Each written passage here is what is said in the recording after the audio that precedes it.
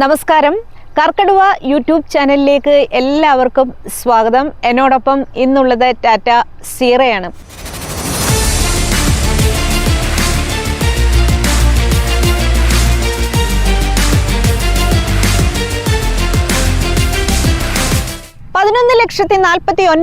രൂപയ്ക്കാണ് Tata Sierra Indian വാഹന ലോകത്തേക്ക് എത്തുന്നത്. ഡിസംബർ 16 ഈ വാഹനത്തിന്റെ ബുക്കിംഗ് തുടങ്ങുകയാണ്. 3 എഞ്ചിൻ ഓപ്ഷനിലും 5 വ്യത്യസ്ത ട്രാൻസ്മിഷനിലുമാണ് ടാറ്റ സിയറ എത്തുന്നത്. 1.5 4 സിലിണ്ടർ നാച്ചുറലി ആസ്പിറേറ്റഡ് പെട്രോളിൽ ഈ വാഹനം എത്തുന്നു. ഇതിനകത്തേക്ക് മാനുവൽ ട്രാൻസ്മിഷനിലും 7 സ്പീഡ് DCTയിലുമാണ് വാഹനം എത്തുന്നത്. ഇതിന്റെ ഒരു പവർ എന്ന് പറഞ്ഞാൽ 106 PS അതിന്റെ ടോർക്ക് 145 ന്യൂട്ടൺ മീറ്ററുമാണ്. പവർഫുൾ എന്ന് വിശേഷിപ്പിക്കാവുന്ന ടർബോ പെട്രോൾ എഞ്ചിനിലെത്തുന്ന 4 സിലിണ്ടർ 1.5 ലിറ്റർ പെട്രോൾ എഞ്ചിനിലുള്ള വാഹനത്തിന്റെ ടോർക്ക് 255 ന്യൂട്ടൺ മീറ്ററും അതിന്റെ ഒരു പവർ 160 PS ഈ ഒരു ഓപ്ഷനിലേക്ക് ഓട്ടോമാറ്റിക് ട്രാൻസ്മിഷൻ മാത്രമേ എത്തുന്നുള്ളൂ. മാനുവൽ ട്രാൻസ്മിഷനിൽ വാഹനം ലഭ്യമല്ല. ഇനിയുള്ളത് ഇതിന്റെ ഡീസൽ പതിപ്പാണ്. ഡീസൽ പതിപ്പ് എന്ന് പറയുമ്പോൾ പവർഫുൾ ആൻഡ് എഫിഷ്യൻ്റ് എന്ന് നമുക്ക് എല്ലാവർക്കും അറിയാവുന്നതാണ്. വാഹന നിർമ്മാതാക്കൾ അത്തരത്തിൽ അവകാശപ്പെടുകയും ചെയ്യുന്നു. ഇതിൽ ശരിക്കും ടാറ്റയുടെ തന്നെ പഴയ ഡീസൽ എഞ്ചിൻ തന്നെയാണ്. ഇതിന്റെ എഫിഷ്യൻസി വർദ്ധിപ്പിക്കാൻ വേണ്ടി ജാപ്പനീസ് ടെക്നോളജി ഒക്കെ കൊണ്ടുവന്നിട്ടുണ്ട്. ഇതിന്റെ പവർ 1.5 ലിറ്റർ 4 സിലിണ്ടർ ഡീസൽ എഞ്ചിന്റെ പവർ 118 PS അതിന്റെ ഒരു ടോർക്ക് 280 ന്യൂട്ടൺ മീറ്ററുമാണ്. ഡീസൽ പതിപ്പിലുള്ള വാഹനമാണ് നമ്മൾ ഇന്ന് ഓടിക്കുന്നത്.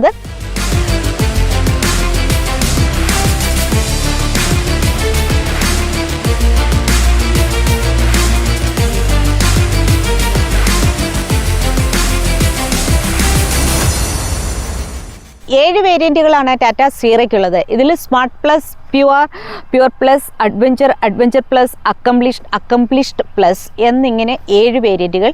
7 വേരിയന്റുകളിൽ ഏറ്റവും ടോപ്പ് വേരിയന്റ് ആയിട്ടുള്ള അക്കംപ്ലിഷ്ഡ് പ്ലസ് ആണ് നമ്മളോടൊപ്പം ഉള്ളത്. അക്കംപ്ലിഷ്ഡ് പ്ലസിലേക്ക് മാത്രമേ നമ്മൾ ഈ പറയുന്ന 19 ഇഞ്ച് അലോയ് വീൽ ഒക്കെ തന്നെ വരുന്നുള്ളൂ.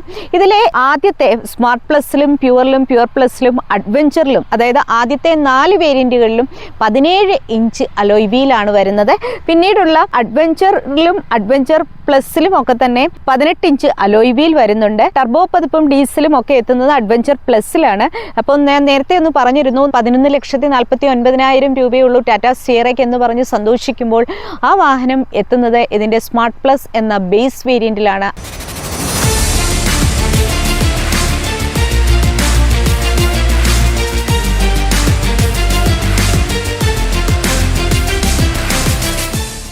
നാഷണൽ മീഡിയ ഡ്രൈവിൻ്റെ ഭാഗമായി 2 എഞ്ചിൻ ഓപ്ഷനിലുള്ള വാഹനവും ഓടിക്കാനുള്ള അവസരം ലഭിച്ചു. 2 എഞ്ചിൻ ഓപ്ഷനിലുള്ള വാഹനത്തിലെയും ഓട്ടോമാറ്റിക് ട്രാൻസ്മിഷനിലുള്ള വാഹനമാണ് ലഭിച്ചത്. ശരിക്കും ഇതിനകത്ത് 3 എഞ്ചിൻ ഓപ്ഷൻസും 5 പവർ ട്രെയിൻസുമാണ് വരുന്നത്. ഡീസൽ ഓട്ടോമാറ്റിക്കും അതുപോലെ തന്നെ ടർബോ ചാർജ് പെട്രോളിലുള്ള വാഹനത്തിൻ്റെ ഓട്ടോമാറ്റിക് ട്രാൻസ്മിഷനിലുള്ള വാഹനവുമാണ് ഓടിച്ചത്. ഇത് ശരിക്കും രണ്ടും 2 വ്യത്യസ്ത അനുഭവമായിരുന്നു. ഇതിൽ ഏറ്റവും എടുത്തു പറയാനുള്ള ഒരു കാര്യം, ഇതിനകത്തേക്ക് വന്നിരിക്കുന്ന 2 പെട്രോൾ എഞ്ചിനും പുതിയതാണ്. എന്നാൽ ഡീസൽ എഞ്ചിൻ പുതിയതല്ല. എന്നാൽ ഒരുപാട് പുതുമകൾ, പെർഫോമൻസിന് വേണ്ടിയിട്ടും ഒരു അനായാസ യാത്രയ്ക്ക് വേണ്ടിയിട്ടും അവർ ഒരുപാട് കാര്യങ്ങൾ ഇതിനകത്തേക്ക് ചെയ്തിട്ടുണ്ട്. ഇതിനകത്തെ ഏറ്റവും വലിയൊരു പ്രത്യേകത എന്ന് പറഞ്ഞു കഴിഞ്ഞാൽ ഇതിലെ പുതിയ ഗിയർ ബോക്സ് എത്തി. ഇതിലെ ഡീസൽ പതിപ്പിൽ അത് മേറ്റഡ് വിത്ത് ന്യൂ ഗിയർ ബോക്സ് എന്ന് വാഹന നിർമ്മാതാക്കൾ എടുത്തു പറയുന്നുണ്ട്. ജാപ്പനീസ് സപ്ലയറായ ഹൈജീനിൽ നിന്നുള്ള പുതിയ ഗിയർ ബോക്സ് ആണ് ഇതിനകത്തേക്ക് കൊണ്ടുവന്നിരിക്കുന്നത്. അവരുടെ ടെക്നോളജിയാണ് ഇതിനകത്തേക്ക് വന്നിരിക്കുന്നത്. വേൾഡ് വൈഡ് എല്ലാ വാഹന നിർമ്മാതാക്കൾക്കും ഇവർ തന്നെയാണ് ഇതെല്ലാം സപ്ലൈ ചെയ്യുന്നത്. അപ്പം എഞ്ചിൻ കാലിബ്രേഷൻ മെച്ചപ്പെടുത്തിയിട്ടുണ്ട്. വലിയ വാഹനങ്ങൾക്ക് വേണ്ടിയിട്ട് എന്ന രീതിയിൽ ശരിക്കും നമ്മൾ നെക്സോണിലും കർവിലും ഒക്കെ കണ്ട ആ ഒരു ഡീസൽ എഞ്ചിൻ ആണെങ്കിലും ഈ ഒരു സിയറയ്ക്ക് വേണ്ടിയിട്ടും, അതുപോലെ തന്നെ ഇനിയിപ്പോൾ അവർ ഹാരിയറിൻ്റെ പെട്രോൾ പതിപ്പ് ഇറക്കാൻ പോകുന്നുണ്ട്. അതേപോലെ തന്നെ സഫാരി തൊട്ടടുത്ത ദിവസം തന്നെ ലോഞ്ച് ചെയ്യാൻ പോകുന്നുണ്ട്. ഈ 2 വാഹനങ്ങളിലേക്കും ഒക്കെ തന്നെയായിട്ട് മൊത്തത്തിൽ അവർ ഇതിൻ്റെ ടെക്നോളജി, അതിൻ്റെ കാലിബ്രേഷൻ മൊത്തത്തിൽ അതൊക്കെ ഒന്ന് മാറ്റി പുതിയ ഗിയർ ബോക്സ് ഒക്കെ ആയിട്ടാണ് വരുന്നത്. അതായത് പെർഫോമൻസ് മൊത്തത്തിൽ മെച്ചപ്പെടുത്താനുള്ള ഒരു ശ്രമം സമമാണ്. മറ്റൊന്ന് എടുത്തു പറയാനുള്ളത് ഇതിൻ്റെ ഒരു പ്ലാറ്റ്ഫോമിനെ കുറിച്ചിട്ടാണ്. നേരത്തെ ടാറ്റയുടെ വാഹനങ്ങളൊക്കെ തന്നെ എത്തുന്നത് ഒമേഗ പ്ലാറ്റ്ഫോമിലാണ് എന്നൊക്കെ പറയും. അന്ന് അത് വലിയൊരു പ്ലാറ്റ്ഫോമാണ്, വലിയ സംഗതിയാണെന്നൊക്കെ പറഞ്ഞിരിക്കുന്നു. ഇപ്പോൾ ഇവർ പറയുന്നു ഇത്ര വലിയ വാഹനങ്ങളിലേക്ക് അതിനേക്കാൾ മെച്ചമായിട്ടുള്ള ഒരു പ്ലാറ്റ്ഫോം ഞങ്ങൾ കൊണ്ടുവന്നിരിക്കുന്നു, അർഗോസ് പ്ലാറ്റ്ഫോം എന്നാണ് പറയുന്നത്. അപ്പോൾ സീറയിലേക്ക് വന്നിരിക്കുന്നത് വരാൻ പോകുന്ന ഹാരിയറിൻ്റെ പെട്രോൾ പതിപ്പിലേക്കും അതുപോലെ തന്നെ സഫാരിയിലേക്കും ഒക്കെ തന്നെ വരാൻ പോകുന്നത് അർഗോസ് പ്ലാറ്റ്ഫോം എന്നതാണ്. അർഗോസിൻ്റെ ഒരു ഫുൾ ഫോം എന്ന് പറഞ്ഞാൽ all terrain ready omni energy geometric scalable architecture എന്നാണ്. A future ready all wheel capable architecture എന്നവർ പറയുന്നു. അപ്പോൾ ഇതിൽ ശരിക്കും ഫ്ലെക്സി ഫ്യൂവൽസിന് സ്യൂട്ടാവുന്ന ഒരു പ്ലാറ്റ്ഫോമാണിത്. ഭാവിയിൽ ഇവരുടെ EV വാഹനങ്ങളാണെങ്കിലും ഹൈബ്രിഡ് ആണെങ്കിലും ഒക്കെ തന്നെ ഇതിനകത്തേക്ക് കൊണ്ടുവരാൻ സാധിക്കും എന്നാണ് വാഹന നിർമ്മാതാക്കൾ അവകാശപ്പെടുന്നത്. എന്തായാലും പഴയ ഒമേഗ പ്ലാറ്റ്ഫോമിലെ ആർക്കിടെക്ചറിലേക്കല്ല വരുന്നത്, അതായത് അർഗോസ് എന്ന് പറയുന്ന പുതിയ പ്ലാറ്റ്ഫോമാണ്. ഇനി വാഹനത്തിന്റെ ഒരു ഡ്രൈവിംഗ് അനുഭവത്തെ കുറിച്ചിട്ട് പറയാം. ഒരുപാട് ഇഷ്ടമായത് ടർബോ പെട്രോൾ എഞ്ചിനിലുള്ള വാഹനമാണ്.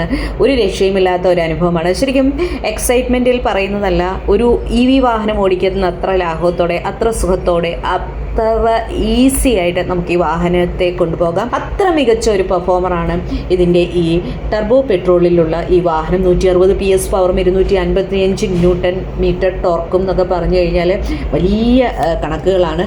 അപ്പം ഇവർ ഈ കൊണ്ടുവന്നിരിക്കുന്ന ഈ സീറയിൽ കൊണ്ടുവന്നിരിക്കുന്ന 3 വാഹനങ്ങളുടെ നമ്മൾ പവർ നോക്കുകയാണെങ്കിലും എല്ലാം 100ന് മുകളിലാണ്. എല്ലാം പവർഫുൾ എഞ്ചിനാണ്. നമുക്ക് ഒരുപാട് അങ്ങ് ഇഷ്ടപ്പെട്ടും. ഏത് രീതിയിൽ നമുക്ക് ഇതിനെ ചെയ്യാം, അതിൻ്റെ ബ്രേക്കിംഗ് കേപ്പബിലിറ്റി ആണെങ്കിലും അതിൻ്റെ ഇനിഷ്യൽ ആക്സിലറേഷൻ ആണെങ്കിലും ഓവർടേക്കിംഗ് പവർ ആണെങ്കിലും എല്ലാം സ്ലോ മൂവിങ് ട്രാഫിക്കിലൂടെ ആണെങ്കിൽ പോലും എല്ലാം മികച്ച പെർഫോമറാണ്. ഇതിൻ്റെ ഒരു സ്റ്റിയറിംഗ് കംഫർട്ട് എടുത്തു പറയുന്നത്, അതുപോലെ തന്നെ ഇതിൻ്റെ ഒരു കമാൻഡിങ് സീറ്റിംഗ് പൊസിഷൻ ഭയങ്കര രസമുള്ള ഒരു സംഗതിയാണ്.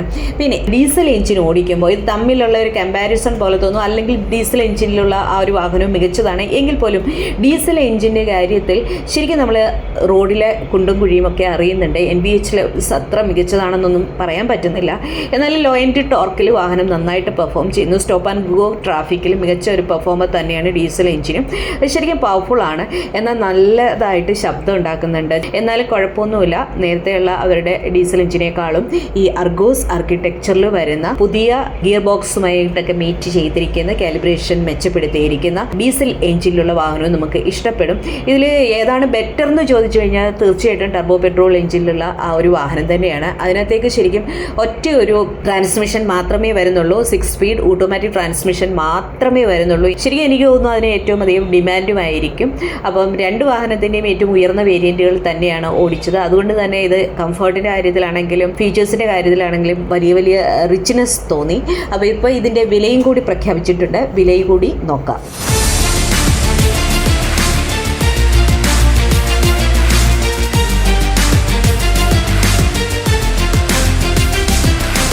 ടാറ്റ സീറയുടെ ഫ്യൂൽ എഫിഷ്യൻസി വാഹന നിർമ്മാതാക്കൾ പുറത്തുവിട്ടിട്ടില്ല. ഏറ്റവും ഉയർന്ന വേരിയന്റിന്റെ വിലയും പുറത്തുവിട്ടിട്ടില്ല.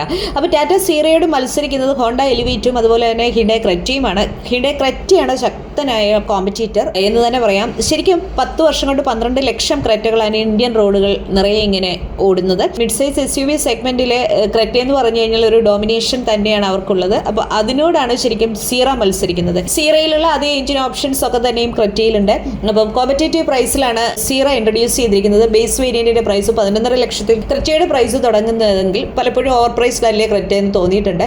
12,50,000 രൂപ മുതൽ 24 ലക്ഷം രൂപ വരെയാണ് ഇതിന്റെ ടോപ്പ് വേരിയന്റിന്റെ വില. സീറയുടെ ടോപ്പ് വേരിയന്റിന്റെ വില പ്രഖ്യാപിച്ചിട്ടില്ല. ഏകദേശം 2 ട്രിമുകളുടെയും കൂടെ പ്രഖ്യാപിക്കാനുണ്ട്. ഇതിൽ നമ്മൾ കാണേണ്ട ഒരു കാര്യം എന്ന് വെച്ചാൽ പെട്രോൾ ഓപ്ഷനിലും ടർബോ പെട്രോളിലും അതുപോലെ തന്നെ ടർബോ ഡീസലിലും ഒക്കെ തന്നെ സീറ എത്തുന്നുണ്ട്. സീറയ്ക്ക് നമുക്ക് കൂടുതലായിട്ട് കൊടുക്കാൻ പറ്റുന്ന കുറേ കാര്യങ്ങൾ എന്ന് വെച്ച് കഴിഞ്ഞാൽ അതിന്റെ ഒരു മെറിറ്റ് എന്ന് പറഞ്ഞാൽ ഇതിന് ഏറ്റവും വലിയ സ്പേസ് ആണ്. ഇവിടെ 2730 വീൽ ബേസ് എന്ന് വലിയ കണക്കുകൾ സീറ പറയുന്നു.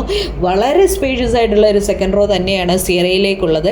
വലിയ കണക്കാണ് 2730 mm എന്ന് പറയുന്നത്. നമുക്ക് വളരെ മികച്ച കണക്കുകൾ, അതായത് മികച്ച ഷോൾഡർ റൂം, മികച്ച ലെഗ് റൂം, മികച്ച കപ്പിൾ ഡിസ്റ്റൻസ് ഒക്കെ തന്നെയാണ് സീറ പറയുന്നത്. പിന്നെ കംഫർട്ടിൻ്റെ കാര്യത്തിൽ നമുക്ക് അതൊന്നും പറയാനില്ല. ഇത്രയും മികച്ചൊരു ഇൻറ്റീരിയർ ഡിസൈൻ അതുപോലെ തന്നെ എക്സ്റ്റീരിയറും നമുക്ക് സീറയിൽ കാണാൻ പറ്റും. അതുപോലെ തന്നെ കോ ഡ്രൈവറെ ഒരുപാട് പ്രാധാന്യം കൊടുക്കുന്നു എന്നുള്ള കാര്യം കൂടി എടുത്തു പറയുന്നത്. ട്രിപ്പിൾ സ്ക്രീനൊക്കെ കൊണ്ടുവന്നു. അതുപോലെ തന്നെ മീ സ്പേസ്, അതായത് തൻ്റെതായ സ്പേസ് കസ്റ്റമൈസ് ചെയ്യുന്ന തൻ്റെതായ സ്പേസ് ക്രിയേറ്റ് ചെയ്യാനുള്ള ഒരു അവസരം കൊണ്ടുവന്നു. ഇങ്ങനത്തെ കുറേ കാര്യങ്ങളിൽ നമ്മൾ കമ്പയർ ചെയ്യുവാണെങ്കിൽ സീറ തന്നെയാണ് മുന്നിട്ട് നിൽക്കുന്നത്. പ്രൈസിന്റെ കാര്യം കൂടിയേ ഉള്ളൂ. എന്തായാലും മികച്ച പ്രൈസിൽ, അതായത് ഇവരുടെ ഒരു എതിരാളിയോട് 1,00,000 രൂപയെങ്കിലും വ്യത്യാസത്തിലുള്ള എക്സ് ഷോറൂം പ്രൈസ് തന്നെ അവരിത് ചെയ്യുമെന്ന് നമുക്കിത് ചെയ്യാം. അതുവരെ ഓടിച്ചതിൽ നിന്നൊക്കെ എനിക്ക് കിട്ടിയത് ശരിക്കും ഒരു 10-12 ഈ ഒരു റേഞ്ചിലുള്ള ഫ്യൂവൽ എഫിഷ്യൻസിയാണ് രണ്ട് വാഹനങ്ങളിൽ നിന്നും കിട്ടിയത്. അത് വ്യക്തമായിട്ടും നമുക്ക് എത്രത്തോളം ശരിക്കും അതിൻ്റെ സത്യസന്ധതയുണ്ടെന്ന് എനിക്ക് പറയാൻ പറ്റില്ല. ഞാൻ പറഞ്ഞു കഴിഞ്ഞു, ഒരു 30 കിലോമീറ്റർ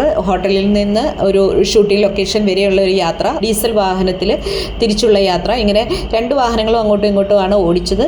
ഷൂട്ടിംഗ് അധിക സമയം ഇതിനായിട്ട് ലഭിച്ചിട്ടില്ല.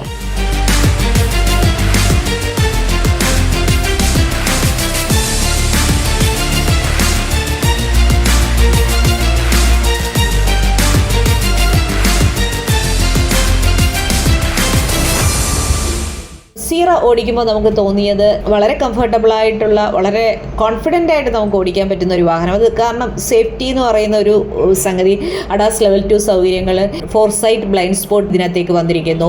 അതേപോലെ 360 ഡിഗ്രി ക്യാമറ വന്നിരിക്കുന്നു. പിന്നെ എല്ലാവരെയും അതിശയിപ്പിച്ച് എല്ലാവരെയും ഇംപ്രസ് ചെയ്തുകൊണ്ടുള്ള കാർ ടു കാർ കൊളിഷൻ എങ്ങനെ ഇരിക്കുന്നു ഒക്കെ കാണിച്ചു തന്ന നമ്മളുടെ സേഫ്റ്റിയുടെ കാര്യത്തിൽ വിശ്വാസ്യത. ഇപ്പം വാഹനം ഉയർന്ന സ്പീഡിൽ ഓടിക്കുമ്പോഴും സഡൻ ബ്രേക്ക് ചെയ്യുമ്പോഴും ഒക്കെ തന്നെ എൻ്റെ കോൺഫിഡൻസും ഇത് ടാറ്റ സീറ എന്നുള്ളതാണ്. ക്രെറ്റയാണോ സീറയാണോ നല്ലതെന്ന് ചോദിച്ചാൽ ഒറ്റ ഉത്തരമേ ഉള്ളൂ, സീറ തന്നെയാണ് എല്ലാ കാര്യത്തിലും ബെറ്ററായി നിൽക്കുന്നത് എന്നതാണ് എൻ്റെ അഭിപ്രായം.